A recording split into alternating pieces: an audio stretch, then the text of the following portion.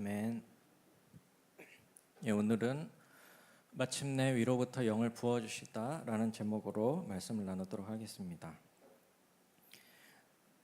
저번 시간에는 아하스 왕의 시대에 북이스라엘과 아람 연합군이 쳐들어올 때 그때에 이사야 선지자가 한 예언에 대해서 말씀을 나누었습니다. 그때에 이사야 선지자는 하나님께서 친히 너희에게 징조를 주실 것이다. 한 아기가 태어날 것인데 그 아기는 임마누엘이라 할 것이다. 하나님이 우리와 함께 하시다 라는 이름이 될 것이다 라고 그런 메시지를 전했습니다. 그런데 아람과 북이스라엘의 연합군이 아수르에게 멸망당하게 됐어요.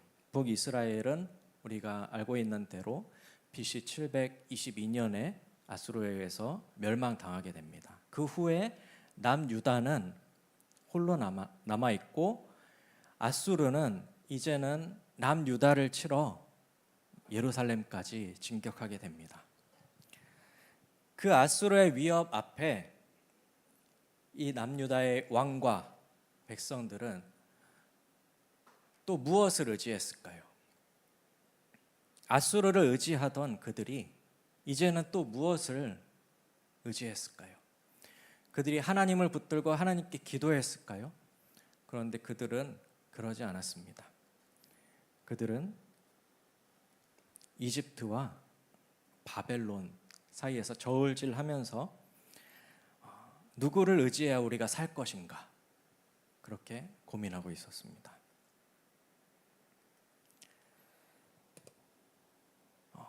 얼마나 두려웠겠어요. 아수르 같은 큰 제국이 바로 코앞에 닥쳐서 이 예루살렘 성이 멸망하게 되었습니다. 얼마나 두려웠을까요? 그런데 그 앞에서 그들은 하나님을 의지하는 것이 아니라 이집트를 의지하고 바벨론을 의지하기로 결정을 하는 겁니다. 우리의 삶 가운데도 여러 가지 힘겨운 문제들이 많이 있죠. 막막하고 정말 내 힘으로 어찌할 수 없는 그런 문제들 가운데 우리는 무엇을 의지하고 있는 걸까요? 우리는 정말 하나님 한 분만 의지하고 하나님께 기도하고 있을까요? 이사야 선지자는 우리가 진짜 의지해야 할 분을 소개하고 있습니다. 복음을 전하는 것이죠. 1절에 보면 보라 장차 한 왕이 공의로 통치할 것이요 방백들이 정의로 다스릴 것이다 라고 말하고 있습니다. 이사야서에 계속해서 반복되는 내용입니다. 한 왕이 올 것이고 그 왕을 통해서 하나님께서 너에게 회복을 선사해 주실 것이다. 이 땅이 황폐해지겠으나 장차 올 한 왕으로 인해서 내가 너희를 다시 회복시키고 다시 내 백성 삼고 다시 나의 거룩한 성읍으로 삼을 것이다 라고 이사야 선지자에서 이사야서에서 계속해서 반복해서 말하고 있습니다. 여기서 말하는 장차 올 한 왕, 그것은 누구일까요? 이 당시 사람들에게 있어서 역사적으로는 아하스 왕 이후에 태어난 히스기야 왕이 바로 그 소망을 주는 왕이었을 것입니다. 공의로 다스리고 이 땅을 다시 회복시키는 왕. 히스기야의 통치를 보니까 하나님의 말씀이 이루어진 것 같은 거예요. 히스기야가 우상을 파괴하고 하나님의 말씀을 회복시키고 백성들에게 다시 하나님의 말씀을 지키게 하고 유월절을 히스기야 왕 때보다 더 철저히 지킨 왕이 없었더라 이렇게 기록하고 있어요. 히스기야 왕은 무너졌던 율법과 하나님의 말씀을 다시 회복했던 왕이었습니다. 하나님께서는 히스기야 왕을 들어서 사용하셨어요. 하지만 히스기야 왕은 영원한 왕은 될 수 없습니다. 히스기야 왕도 실패하고 넘어지고 언젠가는 죽게 되는 한낱 인간에 불과했습니다. 히스기야 왕을 통해서 분명히 남유다 백성들은 소망을 보았고 희망이 생겼고 그 땅은 회복되는 것처럼 보였습니다. 그리고 하나님의 크신 역사를 보았습니다. 하나님께 기도했을 때 하나님께서 그 아수르 군대를 스스로 물러가게 하셨어요. 자기의 힘과 군대의 많음으로 이긴 것이 아니라 기도했을 때 하나님의 능력으로 아수르 군대가 물러가게 하셨고 그 아수르 왕은 물러간 자기 땅에서 죽게 하셨어요. 너무나 놀라운 일이죠. 와, 정말 하나님이 아니면은 이루어질 수 없는 일이다. 이 놀라운 일을 보았습니다. 하지만 히스기야 왕도 그 놀라운 기적을 경험한 후에 실족하게 됩니다. 어떠한 일이 있었냐면 아수르가 그 당시를 제패하고 있을 때 그 아수르 옆에 바벨론이라는 나라가 점점점 세력을 키우고 있었어요. 그럴 때 히스기야 왕이 이거다. 바벨론하고 동맹을 맺어야 되겠다. 그래서 바벨론의 사신들이 찾아왔을 때 친하게 지내고자 그 사신들에게 자신의 왕국에 있는 모든 것을 다 보여줬어요. 그때 하나님께서 이사야 선지자를 통해서 히스기야 왕을 책망하십니다. 누가 경홀하게 그렇게 궁중에 있는 모든 것을 다 보여주라고 했느냐. 히스기야 왕의 마음에는 하나님만 의지하는 것은 좀 불안하다. 여기 있는 이 신흥 강자로 떠오르고 있는 바벨론을 조금 의지해야 되겠다. 바벨론에게 발을 좀 걸쳐야 되겠다라는 마음이 있었던 거죠. 그래서 바벨론을 조금 의지하고자 하는 그 마음으로 바벨론 그 사신들에게 자신의 왕국에 있는 모든 것을 다 보여줬어요. 그것으로 인해서 하나님의 벌을 받게 되죠. 그리고 히스기야 왕도 결국에는 병들었고 하나님께 기도해서 그 수명을 15년이나 연장받았지만 그 후에는 결국 죽게 되었습니다. 히스기야 왕 이후에 요시야 왕이라는 또 하나님의 말씀을 잘 듣는 왕이 세워졌어요. 그런데 이 요시야 왕도 히스기야 왕처럼 율법을 다시 세우고 백성들에게 하나님의 말씀을 전하고 백성들에게 율법을 지키도록 했지만 요시야 왕도 결국에는 죽을 수밖에 없는 인간이었죠. 그 당시 남유다 사람들에게는 히스기야 왕, 요시야 왕이 이사야 선지자를 통해서 전해진 그 복음, 그 한 왕을 통해서 너희 나라를 회복시킬 것이다 라고 하는 그 소망을 그 왕들을 통해서 보았을 것이에요. 하지만 끝내 그 소망이 완성되는 것은 보지 못했죠. 그리고 그 소망의 완성은 이 땅에 정말 너무나 작고 연약한 한 아기로 왔던 하나님의 아들 예수 그리스도를 통해서 이루어지게 됩니다.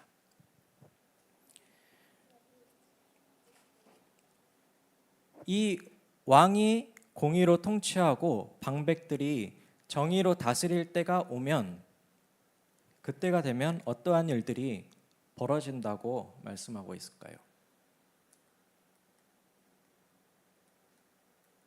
넘어가지가 않네요. 첫 번째로는 그 나라가 회복될 것이다 라고 말을 했어요. 2절에 그 사람은 광풍을 피하는 곳, 폭우를 가리는 곳 같을 것이며 마른 땅의 냇물 같을 것이며 곤비한 땅의 큰 바위 그늘 같을 것이다. 여기서 말하는 그 사람은 누구일까요? 세번역 성경이나 그 쉬운 성경을 보면 통치자들은 광풍을 피하는 곳, 폭우를 가리는 곳, 마른 땅의 냇물, 곤비한 땅의 큰 바위 그늘 같을 것이다 라고 그 앞에 있는 방백들을 이어서 받고 있어요. 그 한 공의로 다스리는 왕, 그리고 그 밑에 있는 정의로 다스리는 통치자들, 그 통치자들이 광풍을 피하는 곳 같고 폭우를 가리는 곳 같을 것이다. 피난처가 될 것이다. 누구에게요? 백성들에게 피난처가 될 것이다 라고 말하고 있는 거죠. 하지만 이것이 꼭 통치자들에게만 해당되는 내용은 아니에요. 어차피 통치자들은 왕의 통치를 받고 있는 통치자들이기 때문에 2절에 나온 그 사람이 1절에 한 왕이라고 생각을 해도 무방합니다. 그래서 그 공의로 다스리는 한 왕이 오시면 그 왕은 백성들의 피난처가 될 것이다 라고 말하고 있는 것이죠. 왕은 공의로 다스리고 그 아래 지도자들은 정의로 다스리고 그리고 아래에 있는 백성들은 광풍을 피하게 되고 폭우와 메마른 땅과 곤비한 땅에 그늘을 얻게 되는 그 나라의 회복이 일어날 것이다 라고 말하고 있습니다. 두 번째로는 영적인 감각이 회복된다는 거예요. 3절에서 4절을 보면 보는 자의 눈이 감기지 아니할 것이요 듣는 자가 귀를 기울일 것이며 조급한 자의 마음이 지식을 깨닫고 어눌한 자의 혀가 민첩하여 말을 분명히 할 것이다 라고 하면서 눈, 귀, 마음, 혀 같은 우리의 감각이 깨어날 것이다 라고 말하고 있어요. 하나님께서 이사야 선지자를 처음에 부르실 때 그 거룩한 성전에서 하나님께서 이사야 선지자에게 이렇게 나타나셨죠. 그리고 이사야 선지자가 화로다 나여 망하게 되었도다 했을 때 천사가 핀 숯을 가져다가 그 입에 대어서 정결케 하였죠. 정결케 하신 후에 하나님께서 누가 나를 위해 내 백성에게 갈꼬라고 하셨어요. 그러자 이사야 선지자가 제가 여기 있습니다. 나를 보내소서라고 했죠. 그리고 하나님께서 이사야 선지자에게 사명을 부여해 주십니다. 그런데 그 사명이 굉장히 독특한 거예요. 이 백성에게 가서 회개하게 전하라라고 한 것이 아니라 회개하지 못하도록 그 눈과 귀와 입을 막아버려라라고 하는 게 이사야 선지자가 받은 사명이었습니다. 하나님께서는 죄를 범한 유다 백성들을 멸하기로 작정하시고 그들의 눈과 귀와 마음을 우둔하게 하고 막히게 하여서 고침을 받지 못하도록 하시는 거예요. 매를 충분히 맞을 때까지, 성읍들이 황폐해서 주민들이 없을 때까지 여호와께서 사람들을 멀리 옮기셔서 이 땅 가운데 황폐한 곳이 많아질 때까지 그렇게 하나님께서 정하신 것이죠. 그런데 하나님께서 다시 복음을 전하시면서 이렇게 말씀하시는 거예요. 그들의 눈이 다시 떠질 것이다. 그들의 귀가 다시 열릴 것이다. 그들의 마음이 지식을 깨달을 것이고 그들의 혀가 민첩해서 올바른 말을 할 것이다 라고 복음을 전하시는 거예요. 그 공의의 왕이 통치하는 그 메시아의 시대가 오면 그렇게 될 것이다 라고 말씀하시는 것이죠. 그날이 오면 이루어질 세 번째 것은 모든 것이 분명해진다는 것입니다. 분별력이 생기는 거죠. 악이 이 땅을 통치하고 우리의 눈과 귀가 어두워져 있을 때는 존귀한 자를 알아보지 못하고 죄인으로 알아보지 못하게 돼요. 죄를 지어도 그냥 그렇구나. 죄인을 보면서도 그가 멸망당할 사람이라고 생각하지 못하고 부러워하고 저렇게 죄를 지어도 잘 사네?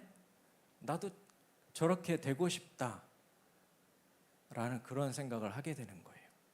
멸망당할 생각이지만 하나님께서 눈과 귀를 막아버리시면 우리가 우둔하게 되어서 죄인을 죄인으로 보지 못하고 존귀한 자를 존귀한 자로 보지 못한다는 거예요. 그런데 공의의 왕이 통치하시는 그때가 되면 하나님께서 어리석은 자와 존귀한 자를 분명하게 드러내십니다. 선한 자와 악한 자가 누군지를 분명하게 빛 가운데 드러나게 하신다는 거예요. 예수님이 이 땅에 오셨을 때에 그때의 사람들의 눈에 선하게 보였던 바리새인과 사두개인들, 그들이 예수님의 말씀으로 그들의 악함이 드러나게 되었습니다. 사람들이 그들을 존귀하게 보고 존경했지만 예수님께서는 그 안에 있는 악들을 다 드러내셨어요. 너희들은 맹인이다. 너희가 본다고 하면 죄가 없으려니와, 너희가 맹인이 되었더라면 죄가 없으려니와 본다고 하니 너희 죄가 그대로 있느니라 라고 바리새인들을 책망하셨어요.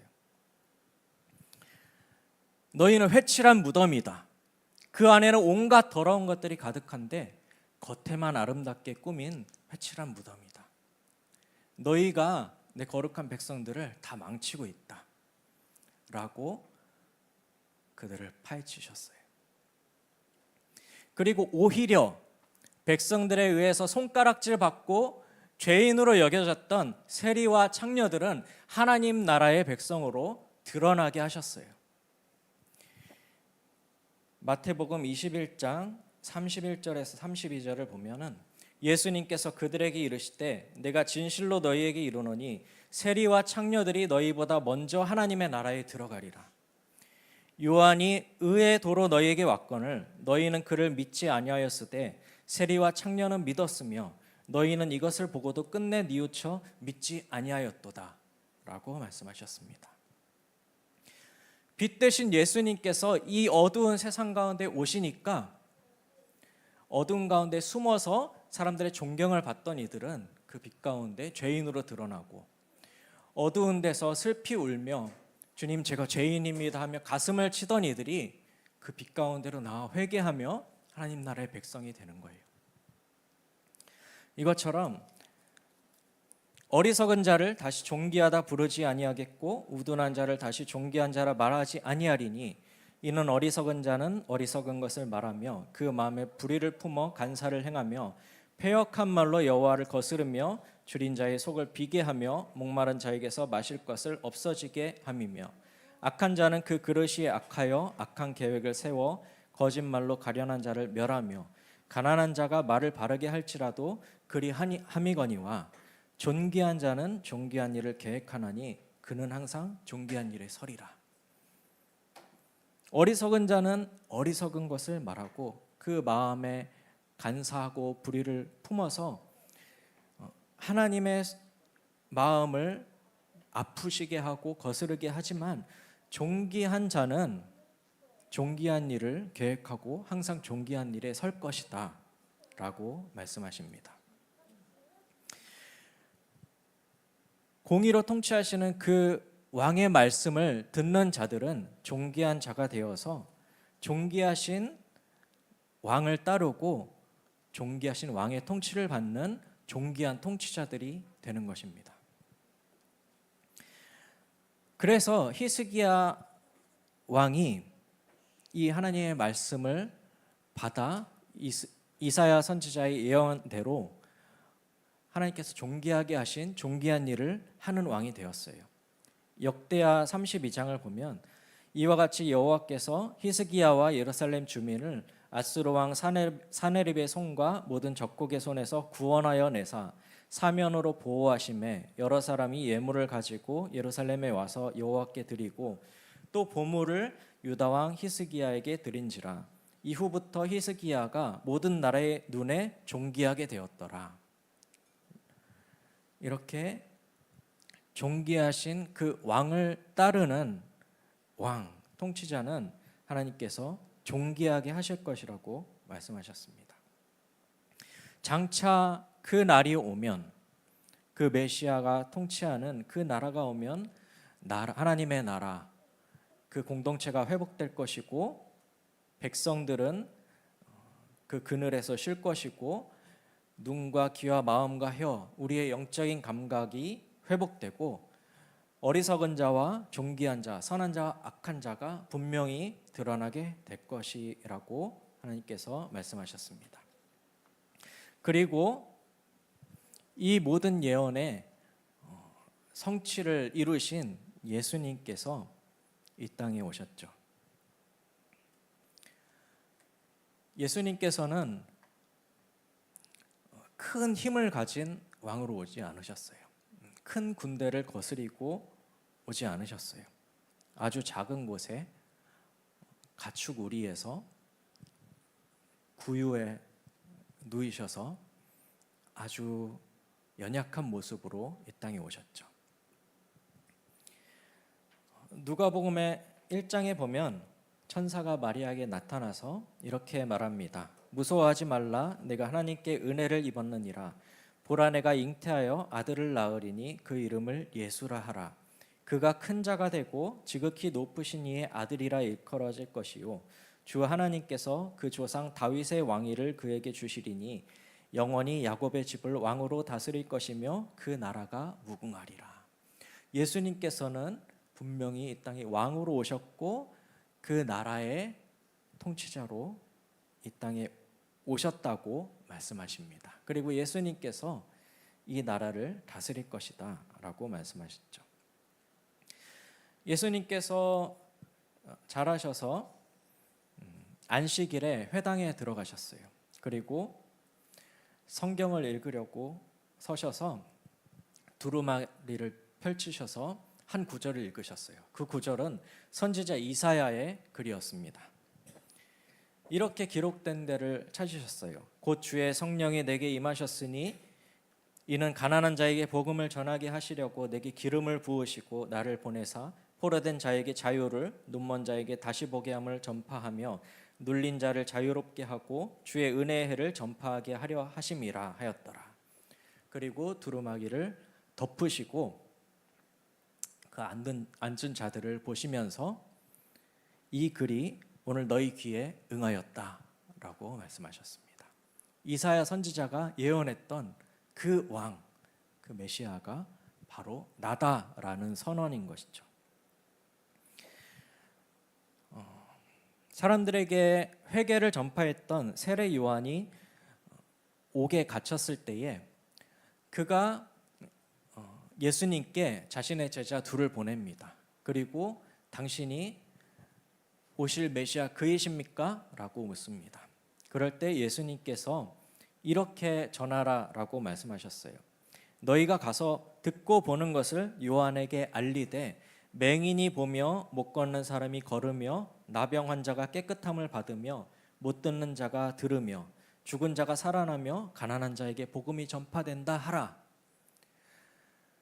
그 구약에서 계속해서 선지자들이 말해왔던 그 복음, 공의로 다스리는 그 왕이 바로 나다라는 선언을 다시 한번 하신 것이죠.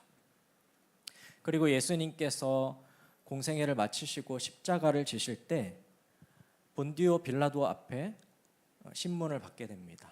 그때 빌라도가 내가 진짜 왕이냐라고 묻습니다. 그리고 예수님께서 이렇게 대답하십니다. 내 말과 같이 내가 왕이다. 내가 이를 위하여 태어났으며 이를 위하여 세상에 왔으니 곧 진리에 대하여 증언하려 함이라. 무릇 진리에 속한 자는 내 음성을 듣느니라 라고 자신이 왕으로 왔음을 선언했습니다. 그리고 빌라도는 그 말을 듣고 명패에 이렇게 씁니다. 나세렛 예수 유대인의 왕이라고 라틴어와 헬라어와 히브리어로 그렇게 써서 십자가 위에 붙였죠. 유대인들은 그 명패를 붙이고 왕이라고 하지 말고 자칭 왕이라고 써라 라고 했지만 빌라도는 내가 쓸 것을 썼다라고 그렇게 말했습니다. 9절부터 14절은 심판에 대한 말씀이 이어지고 있습니다. 너희 안일한 여인들아 일어나 내 목소리를 들을지어다. 너희 염려 없는 딸들아 내 말에 귀를 기울일지어다. 너희 염려 없는 여자들아 내 말을 들어라. 여기서 말하는 안일한 여인들, 염려 없는 여자들은 누구를 말하는 것일까요? 그 당시에도 부자와 가난한 자는 있었을 것이고, 남유다가 아무리 아수르의 공격을 받게 되고 힘든 상황이 와도 자기가 의지할 것이 많은 사람들은 존재했어요. 가난한 사람들은 굶어서 먹을 것이 없어서 굶어 죽고 힘들고 고된 삶을 살았지만, 당시에도 밭이 있고 수확이 있고 내가 먹을 것이 너무 풍족하고 넘쳐나고 그래서 아무 염려 없다라고 하는 사람들이 있었죠. 그런 사람들을 향해서 하나님께서 말씀하시는 거예요. 너희 안일한 여인들아, 너희 염려 없는 여자들아, 내 말을 들어라. 너희가 그 좋은 밭과 열매 많은 포도나무를 의지하지, 하지만 1년 남짓만 지나봐 너희가 당황할 거야. 너희의 포도 수확이 다 없어지고 열매를 거두는 일은 이르지 않을 거야 라고 하나님께서 말씀하시는 거죠. 그리고 하나님의 말씀대로 남유다도 바벨론에 의해서 결국에 멸망을 당하게 됩니다. 그때에 이들이 가지고 있던 좋은 밭과 포도나무들도 다 불살라졌겠죠. 그들이 가슴을 치며 애통합니다. 아이고 내 밭, 아이고 내 포도나무, 어떡해.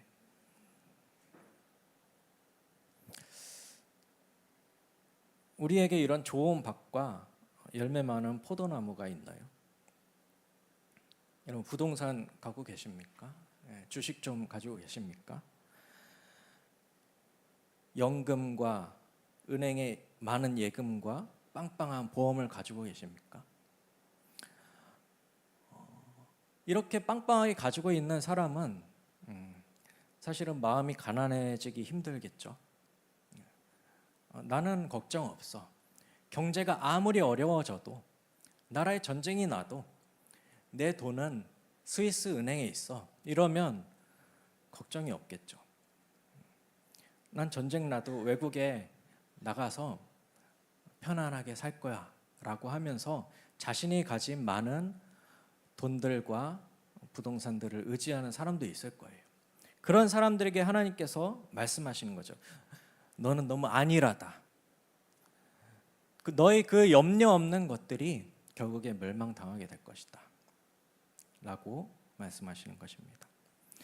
그런데 제가 이 말씀을 읽으면서 이 안일하다는 말이 제 마음에 콱 와서 박히는 거예요. 저는 부동산도 물론 집은 있지만 거의 은행 겁니다. 그리고 주식 없고 예금 없고 연금 없고 보험 다 깼고 아무것도 없어요. 그런데 의지할 것이 없는데도 불구하고 너무 안일한 거예요. 너 안일한 자야. 이 말씀이 제 마음에 콱 와서 박히는 거죠. 그렇게 돈도 없고 백도 없는 내가 너무 안일하게 살고 있는 것 같다. 나는 정말 하나님을 전심으로 찾고 구하고 있는가? 하나님의 말씀을 정말 진심으로 붙들고 살고 있는가? 하나님의 말씀을 이루기 위해서 얼마나 노력하고 있는가? 얼마나 하나님을 바라보고 얼마나 하나님께서 하실 일들을 기대하고 소망하고 있는가?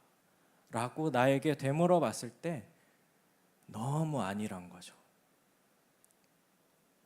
너무 게으르고 괜찮지도 않으면서 뭐 괜찮아 어떻게든 되겠지 라고 하는 그 안일한 마음이 제 안에 있는 거예요. 그러면서 마태복음 25장에 나오는 그 비유들을 생각해 봤습니다.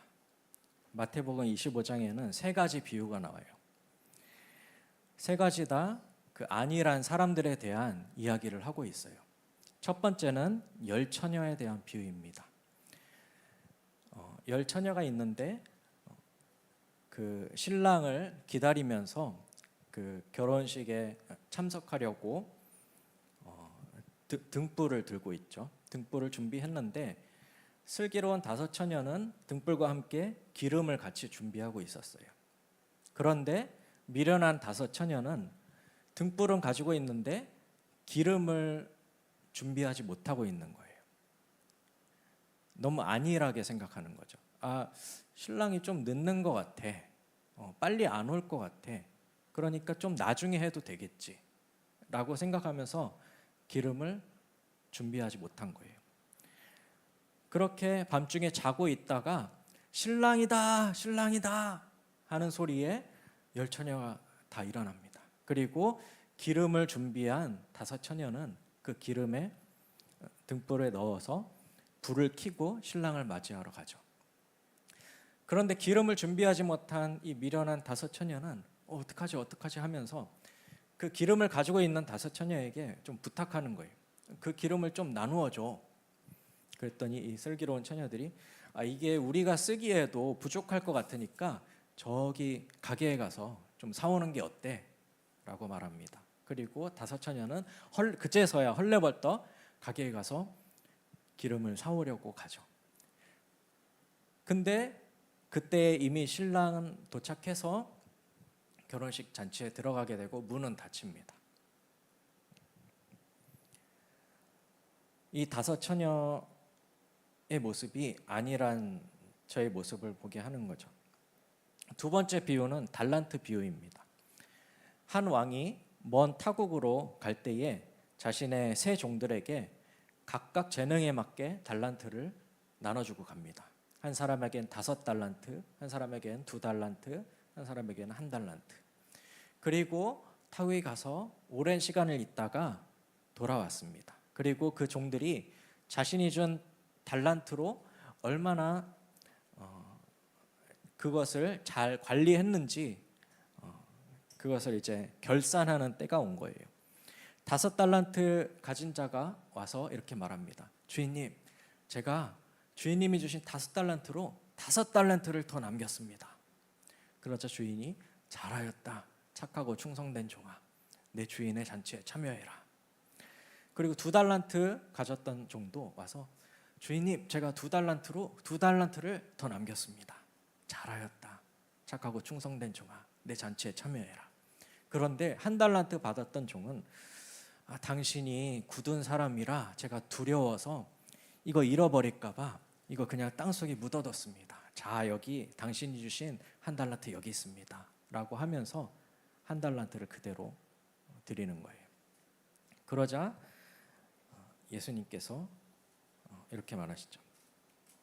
악하고 게으른 종아, 나는 심지 않은 데서 거두고 해치지 않은 데서 모으는 줄로 내가 알았느냐?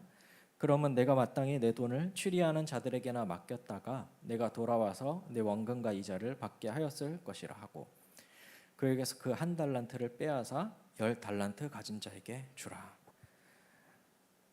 무릇 있는 자는 받아 풍족하게 되고 없는 자는 그 있는 것까지 빼앗기리라 라고 말씀하셨죠. 세 번째 비유는 양과 염소에 대한 비유입니다. 한 왕이 천사와 함께 올 때에 영광의 보좌에 앉으셔서 모든 민족을 그 앞에 모으시고 구분을 하셨어요. 목자가 양과 염소를 구분하는 것처럼 의로운 자들을 오른쪽에, 죄인들을 왼쪽에 모았습니다. 그리고 오른쪽에 있는 자들에게 내 아버지께 복받을 자들이여 나와서 창세로부터 너희를 위하여 예비된 나라를 상속받으라. 내가 줄일 때에 너희가 먹을 것을 주었고 목마를 때에 마시게 하였고 나그네 되었을 때에 영접하였고 헐벗었을 때에 옷을 입혔고 병들었을 때에 돌보았고 옥에 갇혔을 때에 와서 보았느니라. 그러자 의인들이 되묻습니다. 주인님, 저희가 언제 주인님을 그렇게 모셨습니까? 라고 하자 그 왕께서 이렇게 말씀하시죠. 여기 있는 가장 작은 자에게 한 것이 곧 나에게 한 것이다. 너희가 그렇게 하였다. 라고 말씀하시죠. 그리고 반대로 왼쪽에 있는 자들에게는 너희가 내가 병들 때에 돌보지도 않고 옥에 갇혔을 때 와서 보지도 않고 헐벗은 것을 보고 모른 채 하고 그러니까 너희는 저 영벌에 떨어져라 라고 하신 거예요. 아니 우리가 언제 주인님을 그렇게 모셨습니까? 아닙니다 라고 하니까 여기 있는 내 형제 중에서 지극히 작은 자들에게 한 것이 곧 나에게 한 것이다 라고 그렇게 말씀하신 것이죠. 이 세 가지 비유를 읽으면서 나는 정말 얼마나 안일하게 살고 있는가. 첫 번째로 하나님께서 너는 기름을 준비하고 있니? 라고 물으시는 거예요. 기름이 무엇일까요? 상징적인 언어로서 기름 하면 딱 떠오르는 것이 이제 성령이잖아요. 그것도 있고 그런데 이 문맥상으로 보면 마땅히 준비하고 있어야 될 것이잖아요. 그것이 무엇이든지. 어쨌든 예수님께서 다시 이 땅에 오셔서 나는 통치할 거다.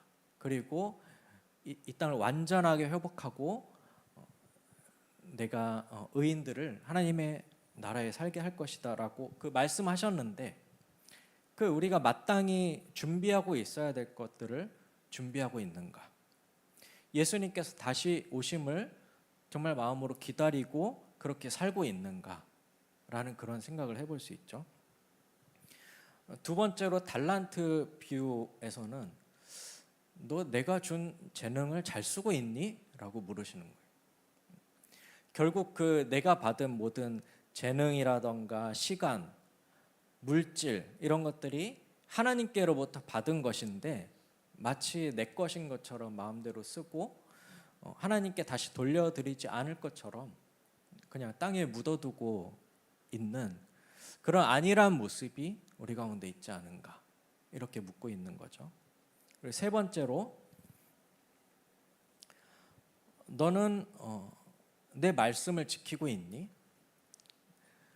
내가 사랑하라고 했는데 사랑하고 있니? 이렇게 물으시는 거죠. 나는 정말 하나님께서 말씀하신 것을 신실하게 지키고 있는가? 아니면은 그냥 묵상해야 되니까 또는 말씀을 들었을 때 은혜로워요 하고 그것으로 끝나지 않는가? 그거를 한번 다시 돌아보게 되는 거죠. 우리 그리스도인들의 삶이라는 것이 정말 철저하게 하나님께 복종하고 하나님의 말씀대로 순복해야 함에도 불구하고 사실 우리의 신앙이 대부분은 어떠한 모습이냐면 그냥 일주일에 교회 한번 왔으니까 말씀 한번 들었으니까 이 말씀이 은혜가 되었으니까 그것으로 만족하고 그냥 일주일 동안 침대에 누워서 찬양 틀어놓고 그냥 찬양 좋다 하고 과자 까먹고 초콜릿 먹고 주님 감사해요. 이게 우리의 그냥 삶의 전체적인 모습이 아닐까 한번 돌아봐야 된다고 생각합니다. 물론 그 이신칭의 의롭게 되는 것은 믿음으로 된다. 행위로 의롭게 되는 것이 아니라 믿음으로 의롭게 된다라고 하지만 우리의 이 행함이 믿음에 같이 동행해서 따라가지 않는다라고 하면은 내가 진짜 잘 믿고 있는 거 맞는가? 라고 한번 생각해 볼 수 있는 거죠. 우리는 이 바울의 말을 자꾸 이렇게 오해해서 이 믿음과 행위가 서로 싸우는 것으로 생각을 해요. 믿음으로 구원받지. 믿으면 되지. 하나님 믿어요. 예, 믿고 말고요. 그런데 우리가 이 달란트를 그냥 묻어놓고 있다면 이 달란트로 어떻게 행하는 건 행위잖아요. 그리고 등불에 기름을 준비하는 것도 행위잖아요. 그리고 헐벗었을 때 옷을 입혀주고 옥에 갇혔을 때 가서 돌봐주고 목마를 때에 물을 주고 이런 것도 행위잖아요. 근데 우리가 믿음에 합당한 이 행위들을 하면서 살아가고 있는가? 정말 공의의 왕이신 그분이 말씀하신 이것을 그대로 행하고 있는가? 우리는 다시 한번 생각해 봐야 될 것입니다.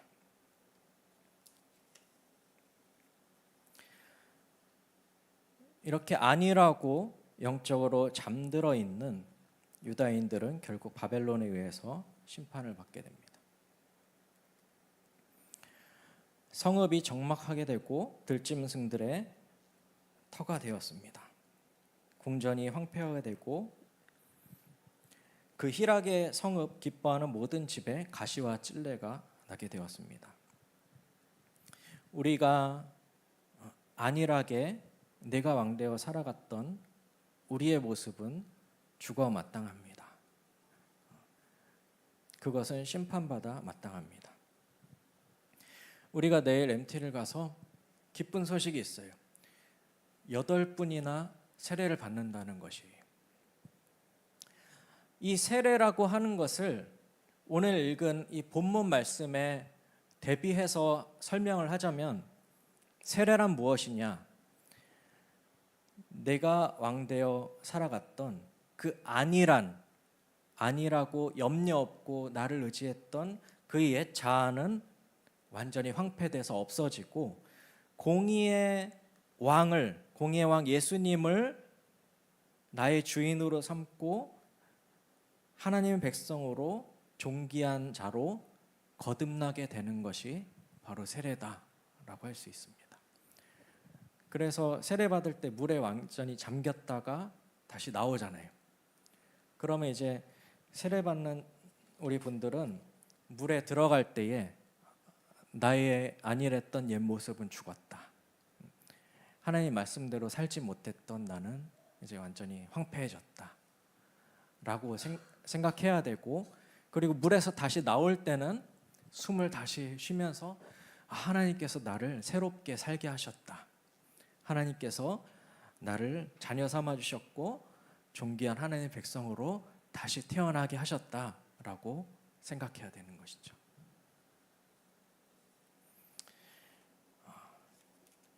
이제 마지막으로 15절에 이 말씀의 그 마침이 나옵니다. 마침내 위에서부터 영을 우리에게 부어 주실 것이다. 그러면 광야가 아름다운 밭이 되며 아름다운 밭을 숲으로 여기게 될 것이다. 그때 정의가 광야에 거하며 공의가 아름다운 밭에 거하리니 공의의 열매는 화평이요 공의의 결과는 영원한 평안과 안전이니라. 예수님께서 부활하셔서 제자들에게 다시 나타나셨어요. 그리고 제자들에게 너에게 평강이 있을지어다 말씀하시면서 아버지께서 나를 보내신 것 같이 나도 너희를 보내노라 이 말씀을 하시고 그들을 향하사 숨을 내쉬며 이르시되 성령을 받으라 라고 말씀하셨어요. 그리고 성령을 받으라 그러면 너희가 누구의 죄든지 사하면 사여질 것이요 누구의 죄든지 그대로 두면 그대로 있으리라 라고 말씀하셨어요. 그리고 성령을 기다리라라고 말씀하셨고 제자들은 그 말씀에 순종해서 오순절 마가의 다락방에 기도하고 있다가 오순절에 그 약속하신 성령을 받게 되는 것이죠. 그리고 그 성령을 받을 때에 하늘에서 불의 혀 같은 것이 내려와서 그들이 성령을 받고 그들이 각기 다른 나라 방언으로 말하기를 시작하고 하나님 나라의 놀라운 일들을 여러 나라의 언어로 말을 하게 되었습니다. 그 혀가 뚫리고 회복되게 된 것이죠. 그 주위에 있던 사람들이 너무 놀랍게 여기니까 베드로가 이렇게 말합니다.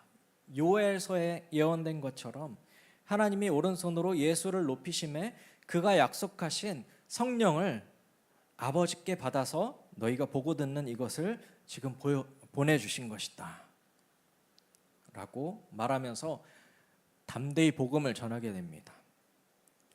이렇게 성령이 위로부터 부어지자 제자들의 삶이 완전히 변화되었습니다. 숨어있고 두려워하고 떨었던 그들이 이제는 담대하게 복음을 외치는 사도들이 되었습니다. 흩어져 있던 사람들이 공동체로 모이기 시작했습니다. 그리고 그 교회는 성령의 인도하심을 따라 점점 강성해져 갔습니다. 하나님께서는 그 교회에 믿는 자들을 계속해서 보내주셨습니다. 그 교회를 통해서 놀라운 일들을 이루어 가셨습니다. 한 왕이, 그 왕이신 예수님께서 통치하시니까 그 왕의 통치를 받는 지도자들이 그 교회를 정의로 다스리기 시작했습니다. 그리고 사도들이 정의로 다스리기 시작하자 예수님을 따르는 사람들이 광풍을 피하게 되고 폭우를 피하게 되었습니다. 메마른 땅에 물을 마시게 되었고 곤비한 땅에 그늘을 얻게 되었습니다. 교회는 하나님의 뜻이 충만히 펼쳐지는 하나님의 나라가 되었습니다. 우리의 인생을 근본적으로 변화시키는 것은 어떠한 환경의 변화가 아닙니다. 정말 돈이 부족한데 돈만 있으면 내 모든 문제가 해결될 것 같다라고 하지만 그러한 환경의 변화가 우리의 인생을 근본적으로 변화시킬 수는 없습니다. 우리의 인생을 근본적으로 변화시키는 것은 위로부터 부어지는 하나님의 은혜, 바로 성령입니다. 남유다 백성들의 죄로 인해 망했던 그 성읍이 황폐해진 후에 다시 회복이 있었던 것처럼 하나님께서 역사하셔서 페르시아의 고레스 왕을 통해서 다시 돌아가게 하시고 다시 그 나라를 시작하게 하신 것처럼 우리 안에 모든 죄악과 더러운 것들이 황폐해지고 무너지고 비워질 때 하나님께서 부어주시는 새로운 것으로 채워질 수 있습니다. 위에서부터 오는 그 영을 우리가 받을 때에 광야는 아름다운 밭이 되고 밭은 숲이 될 것입니다.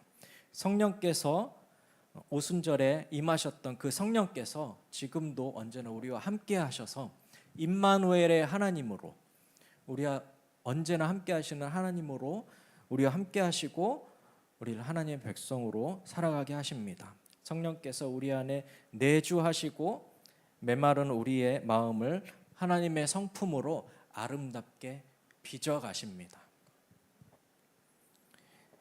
이것이 마지막 완성의 때를 가고 있습니다. 아직 그 완성이 이루어지지 않아서 우리의 삶이 초라해 보이고 나는 왜 이렇게 살고 있지? 나는 하나님의 뜻대로 살지 못하는 것 같아. 자기 연민에 빠져서 힘들어하고 나는 이거밖에 안 돼. 나는 성령이 없어라고 그렇게 무너져 있을 때가 아닙니다. 하나님께서 우리에게 성령을 부어주셨고 성령께서 우리를 인도해 가십니다. 숨어서 예배 드리던 그리스도인들이 담대하게 복음을 전했고 그들이 전한 복음이 전 세계에 퍼졌고 그리고 2000년이 지난 우리에게도 그 복음이 전해져서 우리가 그 복음을 듣고 믿었고 우리는 교회로 모여 있습니다. 그리고 우리는 하나님의 말씀을 받은 존귀한 자가 되어서 존귀한 곳에 서고 존귀한 일을 하는 사람들이 되었습니다. 마지막 20절 모든 물가에 씨를 뿌리고 소와 나귀를 그리로 모는 너희는 복이 있다. 회복된 후에 물가에 다시 그 황폐해진 곳에 다시 씨를 뿌리고 소와 나귀를 다시 끌고 밭을 일구어가는 그 사람들을 통해서 하나님께서는 일하십니다. 위로부터 하나님께서 영을 부어주셨을 때 우리는 가만히 앉아 있는 것이 아니라 다시 물가에 씨를 뿌리고 소와 나귀를 몰고 밭을 일구어 가야 합니다. 우리가 이 시간 기도할 때에 위로부터 오는 하나님의 은혜를 구했으면 좋겠습니다. 우리가 정말 구해야 할 것이 무엇인가, 우리가 정말 의지해야 할 것이 무엇인가 정말 하나님께서 알게 하여 주시기를 원합니다. 그리고 그것을 구했을 때에 하나님께서 우리 안에 성령을 충만케 하셔서 우리를 다시 회복시키시고 자기 연민과 우울과 불안에 떨고 있는 우리를 다시 회복시켜 가실 것을 믿음으로 기도했으면 좋겠습니다. 함께 기도하시겠습니다.